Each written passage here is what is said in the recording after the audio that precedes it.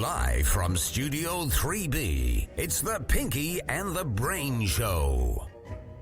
The Pinky and the Brain, yeah, Pinky and the Brain. They started up a podcast so Jeremy can complain.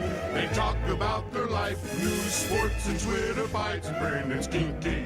They're Pinky and the Brain, brain, brain, brain, brain, brain, brain, brain.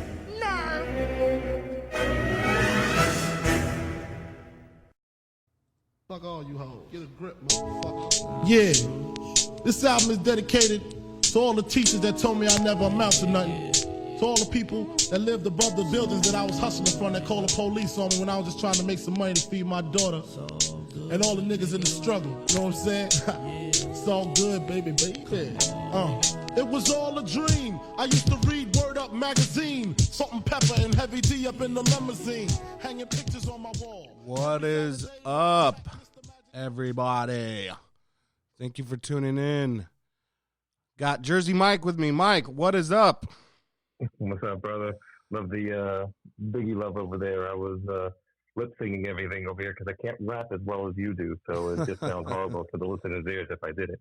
Well, good thing I had us muted out. So the reason I had chosen that song for our bump in music today is I don't know if you saw that Biggie got inducted into the was chosen to be inducted into the Rock and Roll Hall of Fame. That was announced today, I believe, or yesterday. Today it was announced, yeah. I think to qualify, you have to wait 25 years after they first drop their first album. So knowing that, that's like, okay, wow, that was a long time ago. But yeah, well-deserved, well-earned, and I think that if he was around today to appreciate, to see it, he'd be greatly appreciative of it. And it's a great honor. It's a recognizing, and because it's not just rock and roll, it's just music. Music really. Hall of Fame at this point. Exactly. And I think he's one of the, especially from the 90s, but from a hip-hop perspective, like in the music industry, and he the way his flow of music and the way he could just tell a story is why he's one of my favorite artists of all time. One of the best. So I had to take my mother to the hospital. She has a kidney stone, so she had to have that removed. And this is yesterday. I take her up there, and I'm just in there. We're getting checked in, and it's just a clusterfuck from the start to the finish. Like, and I don't know. So healthcare is obviously a very complex issue. It's certainly not the doctors and nurses' fault. It's hard to put the blame on anything really, but all I could keep thinking to myself was, God save us when the government takes over this shit. Yeah. They can't get delivering mail right, let alone something as complex as healthcare. Well, and hopefully that they don't ever get to that, because I think that I do believe that there should be some kind of reform. I mean, when Obama tried to do Obamacare, I believe pre-existing condition was a big thing. And listen, I don't think it's fair for that they can't get coverage for that. But you're going to have to pay. These are institutions that are set up, unfortunately, to make money. And they're trying to say, hey, listen, it's too expensive. And it applies not just to humans. My cat has a pre-existing condition, has freaking diabetes, so can't be covered for anything related to that. Wait, are you telling me there's such thing as cat insurance? And dog insurance, yes. I have for both cats and dogs. I'm not crazy, people. Yes. I inherited the two cats from the fiance. I inherited that, but you're not crazy because you have them. You're crazy because you insure them. Well, listen, as they get older, it becomes very expensive, $4,000 or $5,000 surgery procedures, and I prefer not to spend that much more money on it and spend it was about $1,000, I think, for all three of them to be insured. Well, maybe a little bit more. So pre-existing conditions is a tricky one. On one hand, you don't want people with, lifelong diseases or, fatal diseases, anything like that, unable to get coverage. On the other hand, you can't let people abuse the system. I mean, it's the equivalent of setting your house on fire and once it's burned to the ground, then going to get fire insurance. Yeah, I agree with you because, if someone has, a friend of mine has, and she's younger than me, I'm 36 years old, and she has severe rheumatoid arthritis. And she's essentially disabled. She really can't move, get up, physically do things. And she goes and so she's on Medicaid. And, I want to see her get treatment because I know she wants to work. But at a certain point, too, it's like if there's nothing that can be done, then we just need to sustain her pain, I believe, in that sense, and just to have some compassion for her in that regard. Because there is a difference between people who have it and need it, and then there are other people who, they get a little sniffle and they're going to the hospital Right. and it's costing hundreds of thousands of dollars. So there needs to be, unfortunately, I believe in America, no one gets turned away. There's a preconceived notion that, nobody can get coverage. You go to the ER, by law, I believe they have to take you. Now they get stuck with the bill, which is why things get so much more expensive. But Yes, well, the hospital should be turning away people saying, listen, you don't need to come here. Go to an urgent care. Go somewhere else. We don't need to be utilizing our resources this way to keep the cost down. Right. Well, as I'm Is sitting mom there, okay? Most importantly, is mom okay? she's fine. They have leads to the clusterfuck. She's all changed out. She's already talking to the anesthesiologist. The nurses have come by. She's in her gown, hooked up to all the machines, getting ready to be taken back. And then they are now just reviewing charts that should have been reviewed previously and realizing, you, because of the kidney stones and stuff, you've had a urinary tract infection. The infection isn't all the way gone, and there's too big a risk for a severe infection. So we're going to go ahead and reschedule you. And I'm just getting these flashes of like being at the DMV, basically thinking to myself, what other than military, what has the U.S. government taken over and vastly improved? And we could sit here and wait for the rest of the night. I would even argue that there's a high waste in the military, that there are, I believe I read an article years ago saying that the military could not locate something north of almost $100 million or $200 million. Let me clarify that. I didn't mean, no, there is a ton of waste, a ton of waste. What I meant by that is they're good at it, and they're good at figuring out good ways to kill people.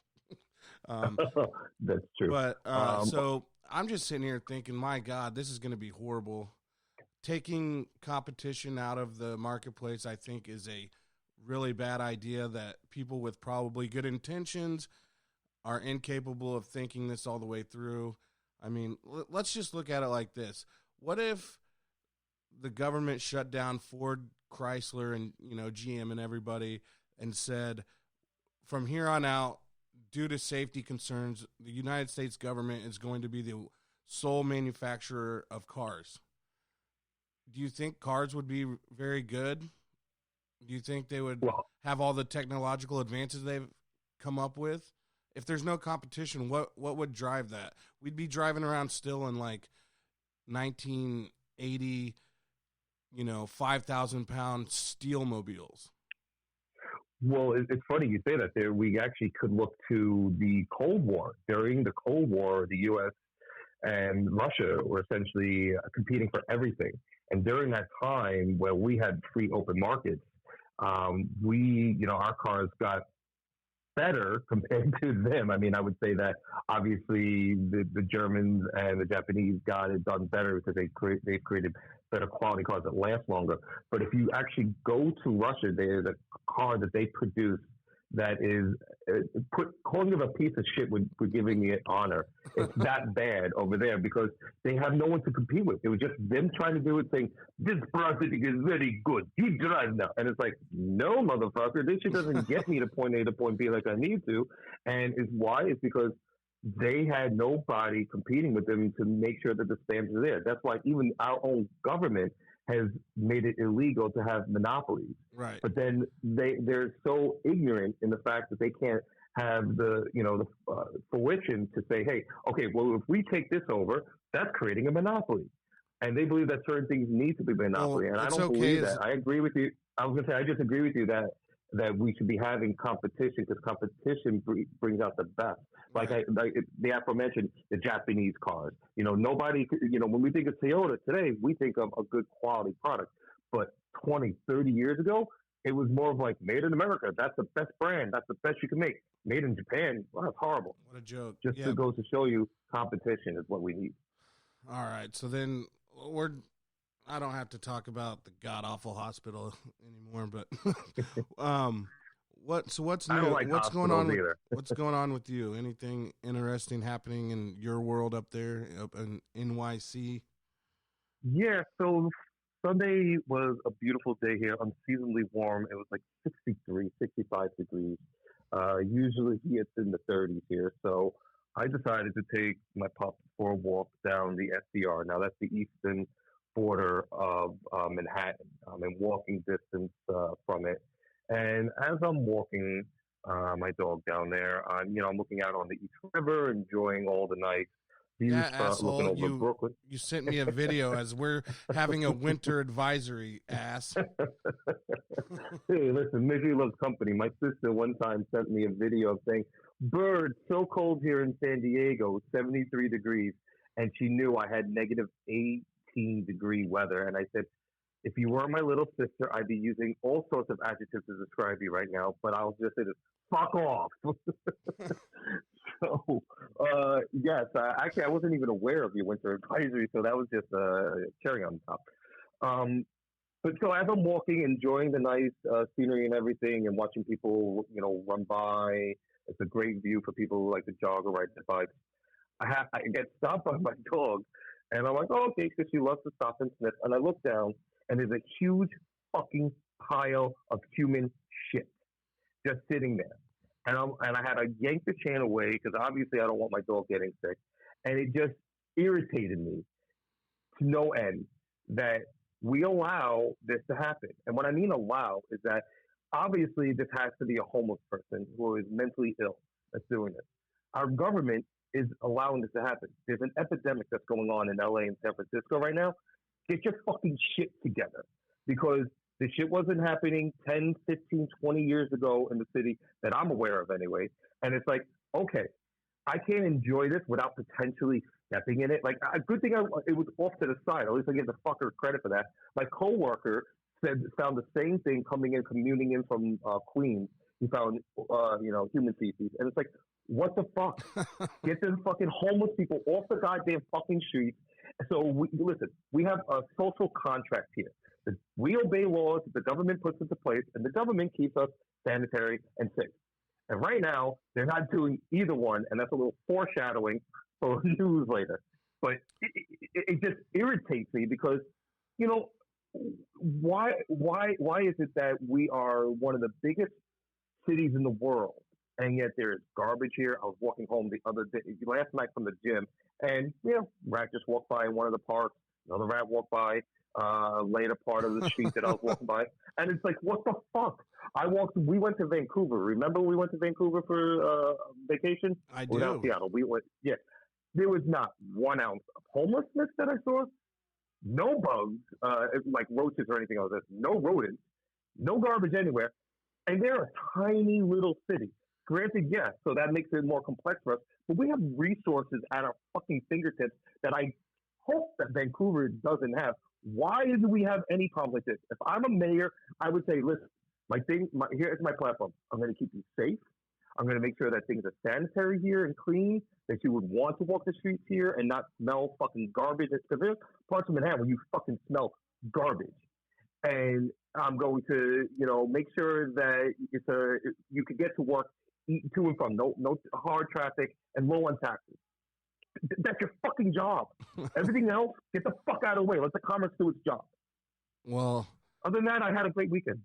We'll talk about beautiful Sundays and giant dumps. I was enjoying a wonderful, wonderful Chiefs game. That first quarter, the Tennessee Titans just took a giant, dump all over the Kansas City Chiefs. What's crazy is now I'm not gonna make believe that I felt all great, warm, and fuzzy inside, but when you have Patrick Mahomes on your team, I never felt out of it. Of course, I mean it's only the first quarter, and obviously being down 24-0 is not ideal, but he gives, I'm sure, I mean, if he gives the fans this type of confidence, I can only imagine what he does for the players on that team. And man, all it took was one big play, the momentum shifted, and from then on, I knew we were going to kick their ass. Yeah, I mean, listen, as a Jets fan, I wouldn't have had the same confidence as you do. You know, it's always doom and gloom, and 50 plus years of history showing that it's always ending in the wrong side of the ledger for us. But yeah, I remember texting you saying, calm down, breathe, it's very early. You know, I was putting out, warnings. Was like, has anybody seen Jeremy? I was worried about you. But no, listen, yeah, when you have a dynamic team like that where you have a high-powered offense with listen, if he continues on this trajectory, he's going to be a first-ballot Hall of Famer for sure. He'll have multiple MVPs. If for your sake, hopefully multiple Super Bowls. It makes it easier. You know, I kept thinking to myself, yeah, but if this was the Jets, I'd be done. I would have just turned off the freaking TV because there's no way Sam Darnold and company could have came back. Oh, man, like everybody around, I was watching at a house, you know, we're having a little party. Like everybody's like, oh, it's because you're not drinking. Oh, update on the New Year's resolution, still haven't drank. But people are trying to blame it on me. Oh, you're not drinking. That's why they're losing. So they start, you know, everybody starts getting desperate. I heard people, different stories of people all around town doing weird shit. So they just start, oh, well, let's start doing shots. Sure enough, bam. And I'm sitting here thinking to myself, man, all you got to do, get it within like 10 points before half. Never in a million years did I think they would score. I think at one point, 21 points in like 3 minutes of game time, but 28 points total in the second quarter, go into halftime with the lead, and the Texans never had a fucking chance after that. Yeah, there was actually an ESPN article about a superfan who is known as like the mush for your Chiefs, and he apparently the last time he was at the stadium for a game was during the Colts game a few years ago where they blew the lead, and he said, you know what? No, I want to go. I want to watch my Chiefs win a playoff game. It'll be awesome. And he apparently, as soon as he got there and saw that they were down 24-0, he said, "Screw this! I'm going home. I'm not doing it." And apparently, before he even got to like out of the parking lot, they already scored like 14 points or something like that. So he vowed to make sure that he stayed home and watched the game from his house this weekend. They've turned that guy into a minor celebrity here locally. He's been on all the news stations, of course, ESPN. He's going on national radio shows, and good for him, man. That's hilarious. That yeah. He posted that video, and then it's like people took it, ran with it, and all of a sudden he's like this huge local story. So I think that's fucking hilarious. Speaking of posting videos, though, someone posted a video that got a bunch of shares and likes. You want to care to tell the audience about it? No. They got to go to the Facebook page for that shit. You can go see the video. It's fucking hilarious, but that'll be a little tease. You got to go find it yourself. Pinky and the Brain Show. Search it on Facebook, assholes. Let's just say it relates to the Chiefs Texan games, and that is correct. It's a funny video. Yeah. So, of course, excuse me. I think we both picked the Chiefs that game. Why don't we revisit our picks real fast? Sure. So, of course, the other game on Sunday was the Packers-Seattle. I actually didn't really watch this game. I was too hyped up off the Chiefs. Went home, ate some barbecue and vegged out for the rest of the day. So I only caught the tail end when, Russell Wilson tried to make a comeback, fell a little short. I picked Seattle in that one, so I believe you did too. Yeah, right? we both picked them, and I think they kind of got hosed though. If you saw that the the way the game ended, they said the Packers got the first down, but his helmet didn't even cross the line, which, although it wasn't a fourth down play, it would have brought up fourth and short. So there's no guarantee that they would have stopped him there, but it kind of essentially sealed the game. But the Packers, I mean, the Seahawks, they got off slow. And the Packers, I feel they're very two-dimensional. It's either, excuse me, Devontae Adams, or the running back. And I know you could say, oh, well, that's a lot about a lot of football teams, but it's so apparent with them that if they can't get the running game going, they only have one receiver to go. And I believe, fast forwarding to this week, the 49ers are going to be able to shut them down. Excuse me. They have a great offensive line to shut down the run, and they have the secondary to make sure that Devontae Adams doesn't hurt them. So that's my pick for this week. The wild card weekend, awesome games. I think this week. No, that was divisional. That was divisional. Wild card was Hold up. Listen. No. Wild card was great games. I think the divisional round was pretty weak overall. The 49ers pretty much rolled the Vikings. I thought the Chiefs game was great, but I imagine if you weren't a fan of either of the two teams, I'm not sure how exciting that game was. Maybe it was.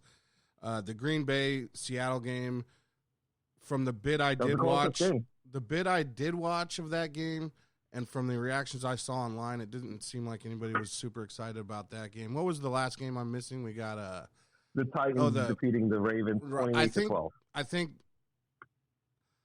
obviously I don't believe anybody picked the Titans. Like we certainly didn't. I didn't. You didn't, right? No. I think everybody assumed the Ravens would win. So seeing them get shut down was kind of crazy, but that wasn't really all that great of a game either because Baltimore couldn't do shit, really. They could move the ball, they couldn't score, though. So yeah, if you're, it was a good game to watch in awe in the sense of I can't believe this is happening. Right. This team that was unstoppable for like 12, 13 games straight, just couldn't get one thing together. And I'll tell you this much: Lamar Jackson, even though he didn't play a great game and he did have some fumbles and interceptions, the way he runs out of the pocket, the way he could just make people miss and move, it's fun to watch. But I like the way your Patrick Mahomes plays better. He's not a run-first quarterback.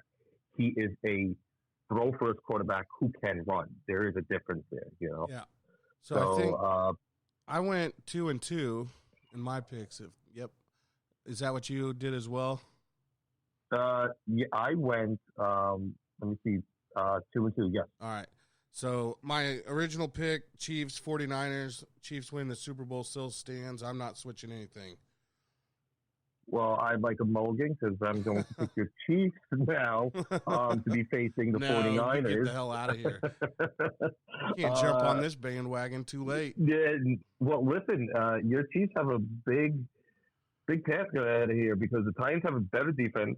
They have a running game that I don't think you guys can stop. I looked it up today. Derrick Henry ran for 188 yards on you guys last time, and it was a close game, 35-32, I think it was, but they were home. So, no, you think some of those. Also, Pat Mahomes' first game back after injury. We were also missing a couple key players, so I'm not going to take too much out of that. He played well, though. He threw 3 touchdowns. Patrick Mahomes. Yeah, but he was definitely limited mobility-wise, so I'm not going to take too much into account. This game simply comes down to stopping Henry the best we can. If he runs for 150, 160 yards with a couple touchdowns, that's not going to be good. No, because I think it'll keep your offense on the sideline. And if you guys take a quarter, essentially took you a full quarter to get those kinks out, and in playing time, you may not have the same opportunity. It may be the third quarter before you have those kinks out because of the way they run the ball and control it, and they're a stout defense too. So I think that you guys have enough weapons, and Andy Reid's a competent head coach. He'll figure it out, but I don't think it's going to be. If you're down early, I don't think it's going to be as easy to come back like it did with the Texans. Agreed. All right, moving along here. What else do we want to talk about today? What else do you got? Anything before we move in? Yeah, we got a little bit of news, but do you have anything else? We'll end the show with the news. So if you got anything else, but before you do, think on that for a second. I will tell you, I do plan on taking the Roadcaster up to the watch party with me to my friend's house. We will be doing an AFC Championship podcast that day, so that'll be interesting and a lot of fun. I am making a bit of an amendment to my no drinking for this. I'm giving myself any Chiefs related games from here on out, so that would only be 2 days. Other than that, I'm sticking to it, but I did have to make that little caveat because we have not been to a Super Bowl in 50 years, and I'll be damned if I'm going to be sitting in the corner like a little bitch. Well, listen, I would just say don't. Because if anybody who's listening knows Jeremy likes to drink a little bit too much sometimes. I was going to say make sure you're coherent at least a little bit enough to remember the game. So you're not like, did the Chiefs win the next morning and be like, yes, Jeremy, you guys are Super Bowl champions. No. I will definitely be keeping it somewhat level-headed during the game. However, a nice buzz. The following Monday after this week's game is Martin Luther King Day, so the kid's out of school. I'll be working from home, so if I feel like shit the next morning, I guess I'll just live with that. So. Oh, I pray that if you are feeling like shit, that your daughter your youngest one wakes you up. Daddy, you can burn in hell. You can burn in hell. Nothing like that's a cure for your hangover, right? Having your 3-year-old, right? They're yelling. I got a 4. She'll be 5 in March. So, 4. Gotcha. But she's a maniac. So, anything else before we hit the news? Yes, Das Poop more talk. Okay. So I believe, again, I alluded to it earlier, that there is a social contract that we have in our society. You know, I won't break the law won't come after me. But there's also certain things I think that we do that says that, you know, hey, I have a dog. You have to pick up after your dog. I live in a community in the city where essentially they provide freaking waste bags for you to use if you don't have them, which actually just happened 20 minutes ago. I forgot to put in new bags for my dog, and then as I was walking, Molly just stopped and pooped, and I said, oh, crap, I have to go walk about maybe 50 or 60 yards and to go get the bag. And I did. I went back, picked up the poop, and threw it out. That's not fucking hard, people. There are literally, I saw one time, underneath the poop bag itself, fucking poop. It's like, how lazy can fucking people be that you can't do it? Pick up after your fucking dogs. And, you know, listen, you're not fucking self-entitled or narcissistic. Nobody's going to do this for you. You want a dog and you don't think you should be picked up your poop? Don't get a fucking dog. Yeah, they're all cute and cuddly, but this is a thing. That's all I have to say about that. I think I have an idea. I think we can kill 2 birds with 1 stone. What's that? All right. You've got an issue with people being too lazy or stupid to pick up after their dogs. You said you have a homeless problem.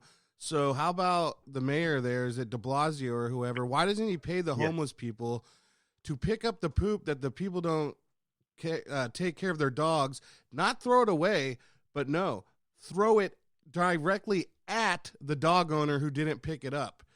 I love So now we're correcting their shitty behavior and we're paying homeless people. I think that's a win-win.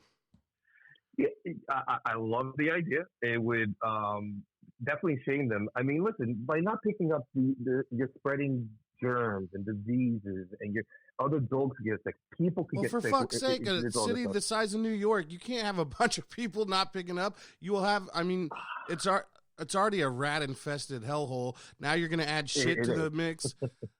So speaking of, with you getting married and everything, I've been thinking about this. Of course, you're going to have kids at one point. What is your plan? Are you going to raise them? Are you going to raise them around the inconsiderate shit layers of the city, or are you going to have to move? We are on the fence about that. Because unfortunately, I think your representatives around there are going to end up making this decision for you. Yes, I concur with that statement. But we are on the fence. As much as I just ranted today about Manhattan and the politicians need to get certain things in order, and even the people need to get fucking shit, pardon the pun, in order. There's a lot of good things about Manhattan. I mean, the 19-minute commute, pizza when I'm drunk, mess at my fingertips whenever I want, McDonald's, just great restaurants, great bars, parks around there, dogs for her to interact with. There's a lot good that has to offer for the city. So we are currently on the fence. It depends on how expensive it becomes. We've talked about going to New Jersey. We've been talking about going to Long Island. Then you'll literally be Jersey Mike. Yeah. So we're on the fence because we do love Manhattan. We love the culture here and the different types of cuisine that you can have here. I'm a big foodie person. So. Well, this dovetails perfectly into our news. So why don't we just hit this right now? And now the news with Brandon Breckenridge. Remix, as we wait to get a news clip made for Jersey Mike. That's just going to have to do for now. So you got a news story kind of related to this, New York City. Would you want to raise your kids here? Why don't you tell us about this no bail law that they've, I think, went into effect a month or so ago, probably at the first of the year. First of the year, yes. So correct. So New York essentially just passed a law where it's illegal, or not illegal, but essentially they banned judges from putting bail out for misdemeanor and non-violent felonies, where they can't say that, hey, listen, for this crime, you have to have a $5,000 bail. So, and included in the, so judges will no longer be able to set bail for a long list of misdemeanors and non-violent felonies, including stalking, assault without serious injury, burglary, many drug offenses, and even some kinds of arson and robbery. All that stuff is misdemeanors in New York? Or non-violent felonies. But but you just said things like robbery and assault. Those are violent. but exactly, and that's the fucked up part about this thing is that assault without serious injury. So I could just randomly go up to somebody, punch him in the face, as long as I don't cause, as though, if I have like a bad right hook and I don't cause a lot of damage. What constitutes serious injury? That seems a little subjective phrasing there. Well, here's where things get even more crazy and absurd. So from today's news alone, that the New York Post reported, it's that these are 3 instances. So just bear with me while I read you out what would be considered not something where you get to set bail, which meaning instead of setting bail, you just are free to go. Police believe that a serial bank robber, Gerald Woodbury, has hit his 6th Chase Bank on Tuesday. And if he's arrested again, the law mandates his rapid release again. A grand jury has recommended Tiffany Harris, sprung twice in 3 days for assault on passerby, be charged with 3 felony hate crimes. She was attacking Jews here in New York for one of her recent attacks, yet she'll still walk free January 22nd at the conclusion of a court-ordered psych eval because the hate crime charge isn't one of the few that allow the judge to require bail. And here's the kicker for me. Jordan Randolph, 40, was freed Monday after being charged in a drunk driving crash that killed Jesus. a person. Jonathan Flores Maldonado, 27, in Suffolk County. You've got to be fucking kidding me. You could kill somebody inadvertently, obviously, because it was drunk and everything. And you could go, okay. I mean, and what happens if you are, you're drunk, you get bailed, you just kill somebody, you're depressed, so you go to drinking again, and you go to drive again. It's a repeat fucking cycle here. Well, so stupid. Sorry, again, I'm a little worked up today. Well, no, it's again these representatives being fucking morons. Okay, so the gist of it is they believe that bail is more or less racist and preying on poor people. Now, I will say, I do agree completely that for most nonviolent offenses, anything where somebody wasn't hurt or you weren't trying to physically harm somebody. There's a lot of stuff where, yeah, you shouldn't have bail. If you get caught with some weed, who gives a fuck?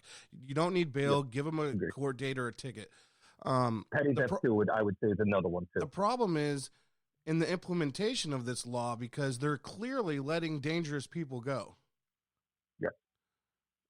Yes, and the judges, I don't think, have a discretion to say, hey, you are a risk to the community at large. And so I'll set the bail for $1,000 or $5,000.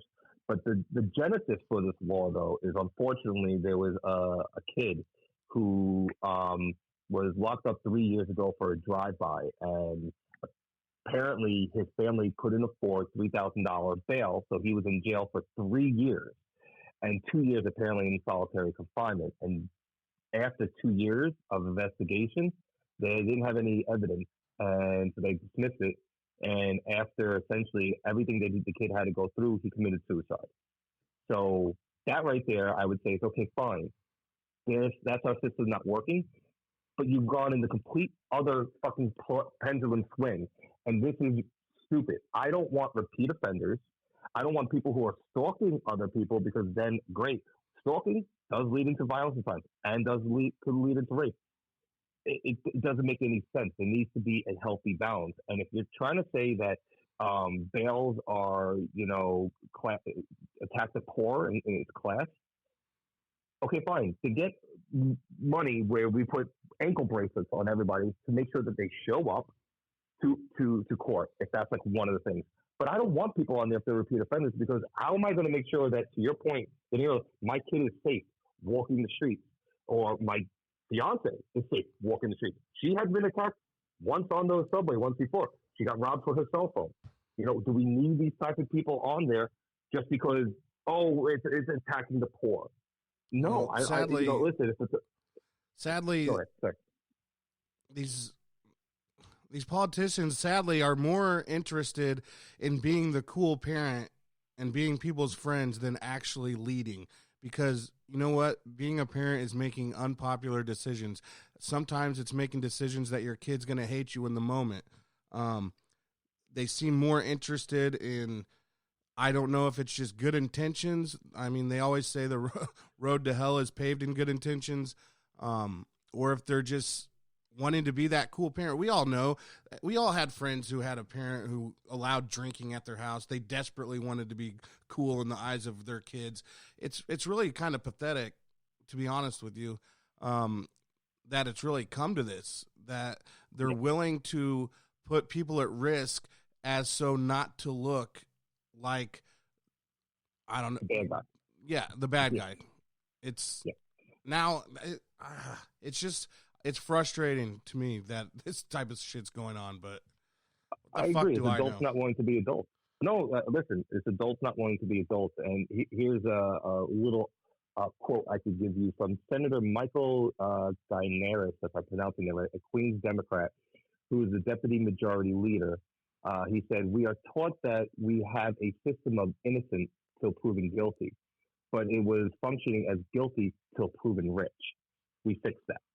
And I get what he's trying to say there, but you just made matters worse when you have our own dysfunctional mayor saying, "Hey, we need to address this. They got certain things right, but other things really need to be reformed." You have the chief of police station here, police here in NYPD saying it needs to be addressed here because there are serious people who are being put out on the streets that we caught. Why do we even have the police then? For any major felony stuff? No, these other things are on here for a reason too. And we are a society based on laws. Once we don't have any laws, it's anarchy. Well, I agree with the spirit of the law. I think their implementation is piss poor, and they really need to get that figured out before they start letting these dangerous, let's just call them what they are, criminals, back onto the street. They're already doing it though. We all know the types of charges that you should feel comfortable letting them back out with a court date, with no bail. We all know what those types of charges are. And if you think about it for even a split second, we all know what type of charges people have no reason being let out without bail. Yeah, no, I think you you succinctly captured a lot of the things that I'm feeling. Because, like you said, you have a small dime bag in you for weed. I don't care. Petty theft. Somebody went into the store and robbed a Snickers bar. Listen, those are harmless crimes. But when you have people stalking you, and you have people. Listen, we're all about feelings and how. Oh, you made me feel uncomfortable with our words. What more do we need from, like, what more is saying that I don't feel comfortable when you're stalking somebody? We've turned words into violence and actual violence into an afterthought. That was beautifully said. Well said, my friend. All right, hold up. Let me hit him. That was the news. Now, back to the show. Oh, Lordy. I feel like we got all of our good complaining out. I feel 10 pounds lighter. Oh, I do too. I was frustrated before because of seeing all the dog shit and just thinking about it. So I'm glad I got to rant a little bit there. Me too. All right, plans this weekend. What do you got going for football? Anything else going on? What you got? I am actually going to a friend's house that I play flag football with, who is a big Titans fan. Oh, so you're going to the game for that, huh? I'm going to his house to watch the game. Yeah. Other than that, it's supposed to snow here a little bit on Saturday, so just probably going to stay indoors and probably just play with the dog and do some chores around the house. Check this out. I plan to take some phone calls on Sunday from Chiefs fans that I've got, friends all around the country. I got some friends in Texas, out in California, a few other places. So maybe I should have you and your Titans buddy call in. Well, if you're gonna do it, make sure it's not obviously not during the game. Of course not. No, all right. We're gonna do a little bit beforehand. We're gonna do a quick little 5-10 minutes during halftime, and then we'll reconvene and hopefully be celebrating our asses off and do a little bit more at the end. He's a smart, educated football fan too, so he'll have some opinions on it. But let's try to get him on at the very beginning before the game starts, and we can get his prediction.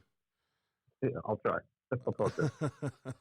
All right, so I guess that's about all we got for you this week. I'd like to thank everybody for tuning in. This particular episode maybe not had as many laughs, but we had to get some complaints out there. You know how it is. Let's see, what can we do? We can send you to the Facebook page. Just search out Pinky and the Brain Show. Send us a message. Mike, you got anything else for the people? Nope, just continue supporting the podcast, and this is my second one. Please, I'm all about trying to put out a better product, so if there's something that you guys like or don't like, please let us know so we continue improving on the product that we put out there for you guys. That's right. You can also drop us a line at pbspod@gmail.com. So for Jersey Mike, this is Jeremy, and we are out.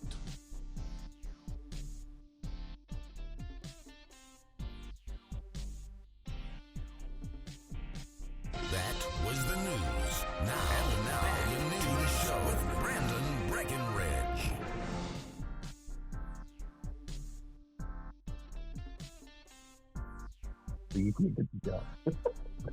Did you fucking hear that? I did. I got all the way through and I hit the wrong fucking button. What the fuck? Thanks for listening to the Pinky and the Brain Show. For more info, check out pinkyandthebrainshow.com.